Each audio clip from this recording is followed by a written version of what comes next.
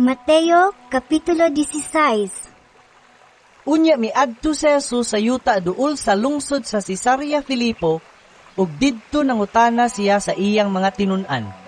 Sumala sa mga tao. Kinsa man ang anak sa tao?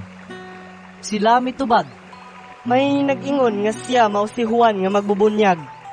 Ang uban nag-ingon nga siya mao si Elias. Samtang ang uban nag-ingon nga siya mao si Jeremias, ulaing propeta. si Jesus nangutana kanila. Apan kamo, unsa may inyong ikasulti? Kinsa man ako? Ug mitubag si Simon Pedro. Ikaw mao ang Mesiyas, ang anak sa Dios nga buhi.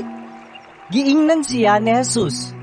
Ulahan kagayon, Simon nga anak ni Jonas. Kay kining maong kamatuoran, wala mo abot kanimo pinaagi sa bisan unsang tawhanong pamaagi. Ang akong amahan nga atua sa langit, mao naghatag niini kanimo. Busa, sultihan ko ikaw. Ikaw si Pedro, ug ibabaw niining bato, tukuron ko ang akong iglesia, ug bisan gani ang kamatayon, dili gayud makabuntog niini. Ihatag ko kanimo ang mga yawi sa gingharian sa langit. Ang imong idili dinhi sa yuta, idili usab didto sa langit. Ug ang imong itugot dinhi sa yuta, itugot usab didto sa langit.